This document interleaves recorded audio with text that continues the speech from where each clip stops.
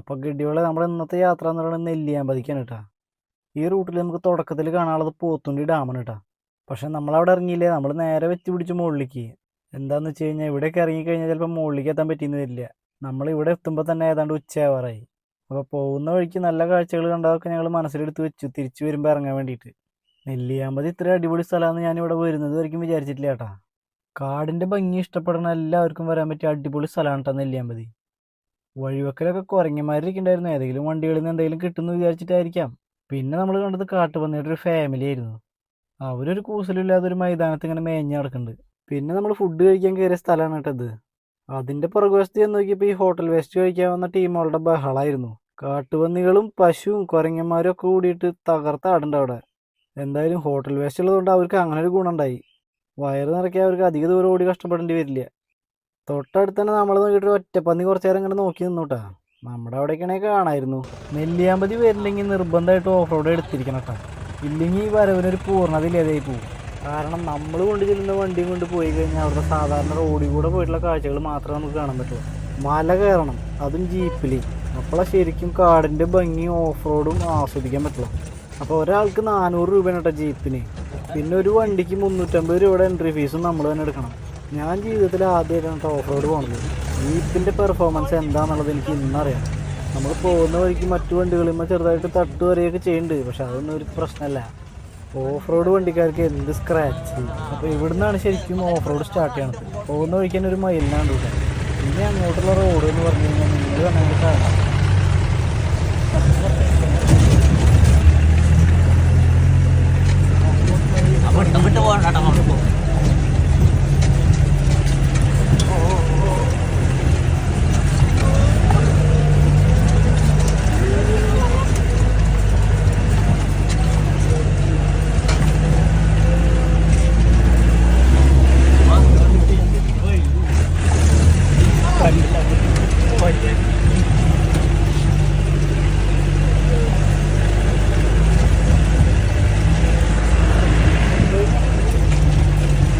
ഇവിടെ പലയിടങ്ങളിൽ road ഇടുങ്ങിയതായതുകൊണ്ട് horn അടിച്ച് കയറി പോകണം. ഇല്ലാന്നുണ്ടെങ്കിൽ അപ്പുറത്തൊരു വണ്ടി വന്നു കഴിഞ്ഞാൽ സൈഡ് കൊടുക്കാൻ സ്ഥലമില്ല. ചിലപ്പോൾ കുത്തനെകളൊക്കെ ഏറ്റായിരിക്കും. അപ്പോഴായിരുന്നു നമ്മൾ ബാക്ക് പോകേണ്ടി വരും.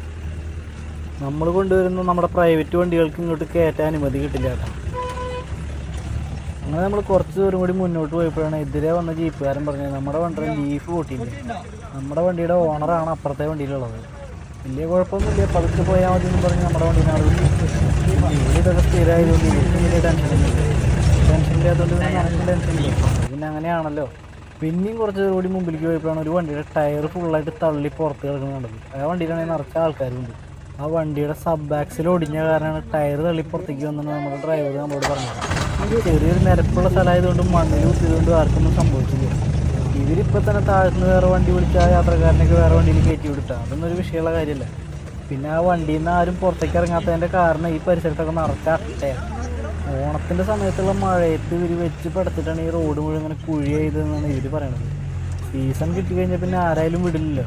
പക്ഷെ നമുക്കതൊരു വല്ലാത്ത എക്സ്പീരിയൻസ് ആയിരുന്നു കേട്ടോ. വണ്ടി മറയോ എന്നുള്ള പേടി ഇങ്ങനെ ഇടയ്ക്കിടയ്ക്ക് മനസ്സിലിങ്ങനെ വരും. കുറച്ചും കൂടി ഫ്രണ്ടിലേക്ക് പോയപ്പോണ്ട് മുമ്പിൽ 2 വണ്ടി നിർത്തിയിട്ടേക്കുന്നു. ആ വണ്ടി അവിടെ കയറാൻ വേണ്ടി കളിക്കണ കളിയാണത്. അങ്ങനെ കുറച്ച് കല്ലൊക്കെ ഇട്ട് അവരത് കയറ്റിപ്പോയി. ഇത് ഐഡിയ ഉള്ളവരാണെങ്കിൽ കുറച്ചും കൂടി ഈസി ആയിട്ട് വണ്ടി കൊണ്ടുപോകും കേട്ടോ. നമ്മുടെ വണ്ടിയൊക്കെ പുഷ്പം പോലെ കയറിയത്. അവിടുന്ന് കയറി ചെന്നപ്പോൾ അടുത്ത ബ്ലോക്ക്. 2 വണ്ടികൾ തമ്മിൽ സ്ഥലമില്ലാത്തതുകൊണ്ട് കൂട്ടിമുട്ടി കിടക്കുന്ന കാഴ്ചയാണ് കാണുന്നത്. ഒരു സൈഡിൽ കുറച്ച് സ്ഥലം കാണണ്ടെങ്കിലും മറ്റേ സൈഡിൽ കുഴിയില്ല. അതുകൊണ്ടാണ് അത് കയറി പോകാത്തത്. അങ്ങനെ നമ്മൾ ഫസ്റ്റ് വ്യൂ പോയിന്റിലേക്ക് എത്തിയിട്ടാണ്. ഇതാണ് മിന്നാമ്പാറ. സീതാർകുണ്ട് വ്യൂ പോയിന്റിൻ്റെ 1500 അടി മുകളിൽ വരുന്നത്. നമ്മുടെ കാറും കൊണ്ട് സീതാർകുണ്ട് വ്യൂ പോയിന്റിലേക്ക് നമുക്ക് പോകാൻ പറ്റും റോഡിൽ കൂടെ. പക്ഷെ അതിൻ്റെയൊക്കെ എത്രയോ ഉയരത്തിൽ നമുക്ക് ഇത് കാണാൻ പറ്റും.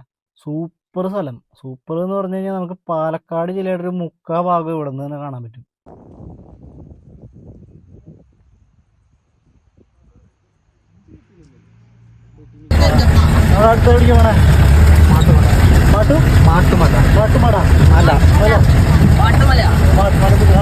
അതിലാണ് മോഹൻലാലിന്റെ ഭ്രമര സിനിമ ഷൂട്ട് ചെയ്തത്.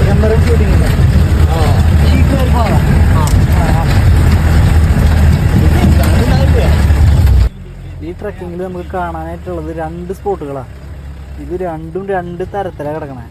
വഴിയൊക്കെ കണ്ടില്ലേ, മഴ പെയ്ത് ചളി വിളിയായിട്ട്. പോകുന്ന വഴിക്ക് ഒരു അരുവിയൊക്കെ കാണാം.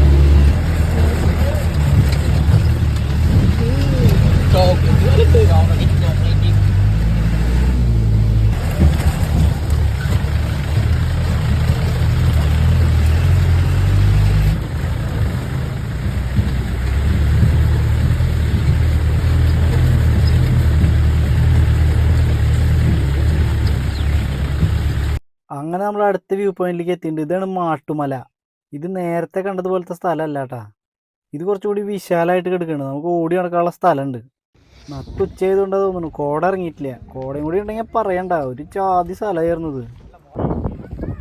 ഗഡിയോളെ നോക്കിക്കോ, അതാ കാണുന്നതാണ് മോഹൻലാലിന്റെ ഭ്രമരം ഷൂട്ട് ചെയ്ത സ്ഥലം. ആ ക്ലൈമാക്സിൽ വെള്ളം അടിച്ചിട്ട് ഇങ്ങനെ കിറങ്ങി കിറങ്ങി കൊണ്ടുപോകണില്ലേ ആ വഴി.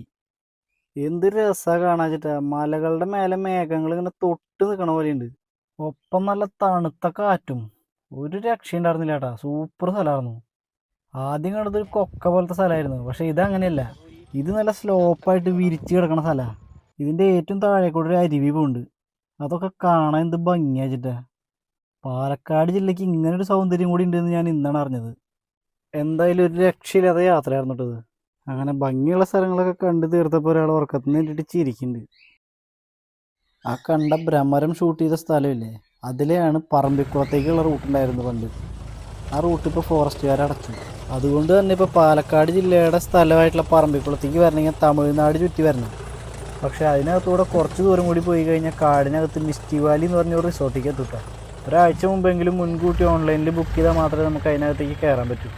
അവിടെയൊക്കെ സ്റ്റേ ചെയ്താൽ എന്തായാലും നമ്മൾ നല്ല മൃഗങ്ങളെ കാണാൻ പറ്റൂല. അത് മാത്രമല്ല, നമ്മളെ ഒരു നൈറ്റ് സഫാരിയും കൊണ്ടുപോകും ജീപ്പിൽ. പിന്നെ ഫുഡും സെറ്റപ്പൊക്കെ അവർ തന്നെ ചെയ്തു തരും. അങ്ങനെ സ്റ്റേ ചെയ്യുമ്പോൾ ഒരു 6 ആൾക്ക് ഒരു 20,000 രൂപയുടെ ചിലവ് വരും. അപ്പോൾ പൈസ ഉണ്ടെങ്കിൽ മറക്കാൻ പറ്റാത്തൊരു ദിവസം അവിടെ കിട്ടും. അപ്പോൾ എന്ത് കാര്യത്തിനും പൈസ വേണം. പൈസ ഉണ്ടോ ജീവിതം അടിച്ചു പൊളിക്കാം. ജീപ്പ് കയറിപ്പോകണം അത്ര പാടില്ലാട്ട് ഇറങ്ങി വരാൻ. ഈസി ആയിരുന്നു. ഞങ്ങൾക്ക് പെട്ടെന്ന് തിരിച്ചെത്തിയ പോലെ തോന്നി. അങ്ങനെ നമ്മൾ നെല്ലിയാമ്പതി ടൗണിൽ വന്ന് ഇറങ്ങി കുറച്ച് ദൂരം അപ്പം നടന്നു. ഇവിടെ ടൗണിൽ തന്നെയാണ് കേട്ടോ ഈ ഓറഞ്ച് തോട്ടമൊക്കെ ഉള്ളത്. ചെറിയ പൈസയ്ക്ക് ടിക്കറ്റ് എടുത്ത് കഴിഞ്ഞാൽ കയറി കാണാം. അത്യാവശ്യം ഒരു മണിക്കൂറൊക്കെ കറങ്ങാനുള്ള സെറ്റപ്പ് അതിനകത്തുണ്ട്. നമുക്ക് ടൈമില്ലാത്തതുകൊണ്ട് പിന്നെ നമ്മൾ തിരിച്ചിറങ്ങുകയാണ്. നമ്മൾ വരുന്ന വഴിക്ക് കണ്ടുവച്ച ചില സ്ഥലങ്ങളുണ്ട്, അവിടെയൊക്കെ പോകുമ്പോൾ വേണം ഇനി ഇറങ്ങാൻ വേണ്ടിയിട്ട്. ഇവിടെ ഇറങ്ങുന്നതിന് ഫോട്ടോ എടുക്കുന്നതിനൊന്നും യാതൊരു കുഴപ്പങ്ങളില്ല കേട്ടോ. അത്ര ഡേഞ്ചർ ഏരിയകളൊന്നുമല്ല. ഇവിടുന്ന് നോക്കിക്കഴിഞ്ഞാൽ ഡാമും അതിന് ചുറ്റുമുള്ള മലകളും കേട്ടോ നമുക്ക് കാണാൻ പറ്റുക. ശരിക്കും നെല്ലിയാമ്പതി മുഴുവനൊന്ന് ചുറ്റി കറങ്ങണം എന്നുണ്ടെങ്കിൽ രാവിലെ 7 മണിക്ക് ഇവിടെ എത്തേണ്ടി വരും. നമ്മളിവിടെ എത്തുമ്പോൾ ഏതാണ്ട് ഉച്ചയായതുകൊണ്ടാണ് ഈ സ്ഥലങ്ങളൊക്കെ ഓടി നടന്ന് കാണുന്നത്. ശരിക്കും നമ്മൾ എത്താത്ത സ്ഥലങ്ങൾ ഇനിയുണ്ട് ഇവിടെ. അപ്പോൾ ശരിക്കും ഇത് കാണാൻ പോകുന്നവർ ഇത് മുഴുവനായിട്ട് കാണണം എന്നുണ്ടെങ്കിൽ രാവിലെ 7 മണിക്ക് ഇവിടെ എത്താവുന്ന രീതിയിൽ വരേണ്ടി വരും. ഈ ഒരു മര റോട്ടിൽ നല്ലൊരു അട്രാക്ഷൻ ആയിരുന്നു കേട്ടോ. അതുകൊണ്ടാണ് ഞാൻ അവിടെ വണ്ടി നിർത്തിയത്. പിന്നെ ഒരു കുഞ്ഞു വെള്ളക്കാരൻ പാറമുകളിൽ നിന്ന് ഒഴുകി വരുന്ന നല്ല ഫ്രഷ് വാട്ടറാണ്. ഈ വെള്ളം ബോട്ടിലാക്കിയിട്ട് പലരും കുടിക്കാൻ വരെ കൊണ്ടുപോകുന്നുണ്ട്. അങ്ങനെ അവിടുന്ന് ഇറങ്ങിയിട്ട് നമ്മൾ ഈ പോത്തുണ്ടി ഡാമിൻ്റെ ടോപ്പിലൊരു വ്യൂ ഉണ്ട്, അവിടെയാണ് നിർത്തിയത് കേട്ടോ. അവിടെയും ടിക്കറ്റിൻ്റെ ആവശ്യമൊന്നുമില്ല. ഡാമിനകത്ത് കയറണമെങ്കിലാണ് ടിക്കറ്റ്. അത് കുറച്ചും കൂടി താഴോട്ട് ഇറങ്ങിപ്പോയിട്ടാ. മഴക്കാലം കഴിഞ്ഞതുകൊണ്ട് തന്നെ നല്ലോണം വെള്ളം ഉണ്ട് ഡാമിൽ. ഡാമിൻ്റെ ഒറിജിനൽ ഗേറ്റിൻ്റെ അവിടെ നിറച്ച് വണ്ടികളാ. എന്തോരം വണ്ടിയാന്ന് വെച്ചിട്ടാ. നമ്മൾ തന്നെ ഏതാണ്ട് ഒരു 300 മീറ്റർ ദൂരെ വണ്ടി ഇട്ടിട്ടാണ് ഡാമിനകത്തേക്ക് വരുന്നത്. ഡാമിനകത്തേക്ക് നോക്കിയപ്പോൾ ഒരു പൂരത്തിനുള്ള ജനങ്ങളുണ്ട് ഇഷ്ടേ. ഇവിടെ ടിക്കറ്റിന് 20 രൂപ കൂടെ ആയുള്ളൂ. പക്ഷെ അതിൻ്റെ മുകളിലേക്കൊന്ന് കയറിപ്പറ്റാനാണ് സമയമെടുത്തത്. ഞായറാഴ്ച ആയതുകൊണ്ടാണ് തോന്നുന്നുണ്ട് ഇത്രയധികം ജനങ്ങൾ. അങ്ങനെ ആ ലൈനിൽ നിന്നിട്ട് ഒരു 20 മിനിറ്റോളം എടുത്തു ഞങ്ങൾ ആ മുകളിലേക്കൊന്ന് എത്താൻ. ഇവരുടെ ഈ സെറ്റപ്പ് തീരെ ശരിയല്ല. ഡാമിൻ്റെ ടോപ്പിലേക്ക് കയറാൻ വേണ്ടി ഒറ്റ വഴിയുള്ളൂ. അതിൽ തന്നെ ആൾക്കാർ കയറി ഇറങ്ങും വേണം. നമ്മുടെ അവിടുത്തെ ഡാമിലൊക്കെ 3-4 വഴികളുണ്ടാവും കയറാൻ. അവിടെയാണെങ്കിൽ എത്ര ആൾക്കാരും ഉണ്ടാവില്ല. അങ്ങനെ നമ്മുടെ ഈ യാത്രയിലെ അവസാന പ്ലേസും കണ്ട് നമ്മൾ ഇറങ്ങുകയാണ്. അപ്പോഴും ആൾക്കാരുടെ വരവ് നിന്നിട്ടില്ല കേട്ടാ. ഇവിടെ 6:15 വരെ അങ്ങോട്ട് ടിക്കറ്റ് കൊടുക്കും. അവിടുന്ന് നേരെ നമ്മൾ വീട്ടിലേക്ക് പടയ്ക്കുക. യാത്രയുടെ ക്ഷീണം കാരണമാണെന്ന് അറിയില്ല, എല്ലാവർക്കും ചെറിയൊരു വിശപ്പിൻ്റെ അസ്കിത തോന്നി. അപ്പോൾ ഹൈവേയിൽ കണ്ട് റെസ്റ്റോറൻറ്റിൽ കയറിയിട്ട് ഫുഡും മേടിയിട്ട് ഞങ്ങൾ നേരെ വെച്ച് പിടിച്ചു കുതിരാൻ വഴി. അങ്ങനെ ഈ യാത്ര ഇവിടെ അവസാനിക്കാൻ കേട്ടോ. അപ്പോൾ ഇഷ്ടപ്പെട്ടാൽ സപ്പോർട്ട് ചെയ്യുക.